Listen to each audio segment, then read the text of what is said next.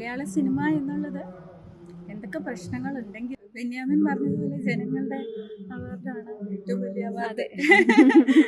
ഇന്നലെ നിയമസഭയിലെ Kerala film policy conclave തുടക്കം കുറിച്ചല്ലോ. തന്നെ ഏറ്റവും അധികം വാഴ്ത്തപ്പെടുന്ന, ഏറ്റവും അധികം അംഗീകരിക്കപ്പെടുന്ന ഒരു സിനിമാ ശാഖ കൂടിയാണ്.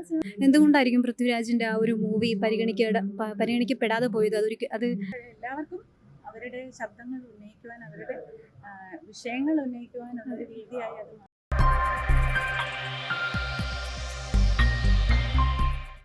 ഇന്നലെ നിയമസഭയിലെ കേരള ഫിലിം പോളിസി കോൺക്ലേവ് തുടക്കം കുറിച്ചല്ലോ. എന്താണ് മാഡത്തിന് പറയാനുള്ളത്? ഒത്തിരി സന്തോഷമുണ്ട്.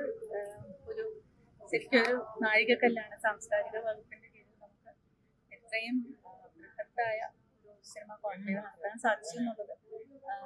ആദ്യമായിട്ടാണ് ശരിക്കും സിനിമയെ കുറിച്ച് ഇത്ര സമഗ്രമായി പഠിച്ച് നയരൂപീകരണത്തിനായിട്ട് ഒരു സംസ്ഥാന സർക്കാർ മുൻകൈ എടുക്കുന്നതെന്നാണ് അറിയാൻ സാധിച്ചത്. അപ്പോൾ വളരെ വൈവിധ്യമാർന്ന പങ്കാളിത്തം ഉണ്ടായിരുന്നു നമുക്ക് കേരളത്തിനകത്തും പുറത്തു നിന്നും. പ്രത്യേകിച്ച് മലയാള സിനിമയുടെ തന്നെ എല്ലാ മേഖലകളിലുമുള്ള ജീവനക്കാരും കലാകാരും എല്ലാവരും ഉണ്ടായിരുന്നു മാത്രമല്ല എല്ലാവർക്കും അവരുടെ ശബ്ദങ്ങൾ ഉന്നയിക്കുവാൻ, അവരുടെ വിഷയങ്ങൾ ഉന്നയിക്കുവാനുള്ള ഒരു രീതിയായി അത് മാറി എന്നുള്ളതാണ്. അപ്പോൾ തീർച്ചയായിട്ടും നമ്മൾ ചർച്ചകളിലൂടെ ഇനിയും ബഹുമാനപ്പെട്ട മന്ത്രി സൂചിപ്പിച്ചതുപോലെ ഇനി സിനിമാ നയത്തിലേക്കുള്ള നമ്മുടെ ആ ഒരു യാത്ര വളരെ മനോഹരമായി ഇപ്പോൾ ഈ സിനിമ കോൺക്ലേവിലൂടെ അതിൻ്റെ ഒരു മൈൽ സ്റ്റോണിൽ എത്തി നിൽക്കുകയാണ്. അപ്പോൾ ഇനി അടുത്ത പറഞ്ഞ പോലെ സമയബന്ധിതമായിട്ട് തന്നെ ചലച്ചിത്ര മേഖലയിൽ വളരെ കാലമായിട്ട് ഇപ്പോൾ നടന്നുകൊണ്ടിരിക്കുന്ന ഒരുപാട് പ്രശ്നങ്ങളുണ്ടല്ലോ. അതെല്ലാം ഈ ഒരു കാര്യത്തിലൂടെ പരിഹരിക്കപ്പെടും എന്നൊരു 100% വിശ്വാസമുണ്ടോ ഇങ്ങനെ ഒരു ഇത് വന്നതിലൂടെ? അതെ, നമുക്ക് മലയാള സിനിമ എന്നുള്ളത് എന്തൊക്കെ പ്രശ്നങ്ങളുണ്ടെങ്കിലും ലോകത്തിൽ തന്നെ ഏറ്റവും അധികം വാഴ്ത്തപ്പെടുന്ന, ഏറ്റവും അധികം അംഗീകരിക്കപ്പെടുന്ന ഒരു സിനിമാ ശാഖ കൂടിയാണ്, സിനിമ മേഖല കൂടിയാണ്.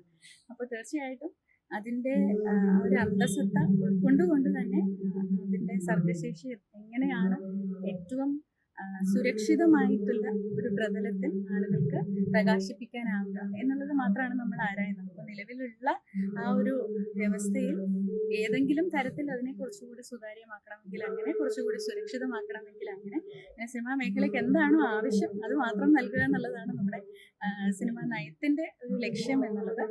അപ്പോൾ ആദ്യം പറഞ്ഞതുപോലെ ഇനി സമയബന്ധിതമായിട്ട് നമ്മൾ ഈ നയരൂപീകരണം നടത്തുമ്പോഴും തുടർന്നും പൊതുജനങ്ങളുമായിട്ടും സിനിമാ പ്രവർത്തകരുമായിട്ടുമുള്ള ചർച്ചകൾ ഇനിയും തുടരും. ഇപ്പോൾ സിനിമാ നിർമ്മാതാക്കൾ മുതൽ ആസ്വാദകർ വരെയുള്ള എല്ലാവരും ഈ പറയുന്ന സ്റ്റേക്ക് ഹോൾഡർ കൺസൾട്ടേഷൻ എന്നുള്ളതിൽ ഉൾപ്പെടും എന്നുള്ളതാണ്. മേഡം, അതിനോടൊപ്പം തന്നെ നമ്മളെ എല്ലാവരെയും നോവലിലൂടെ ബെന്യാമിൻ വരച്ചു കാണിച്ചൊരു ജീവിതമുണ്ട്, ആട് ജീവിതം.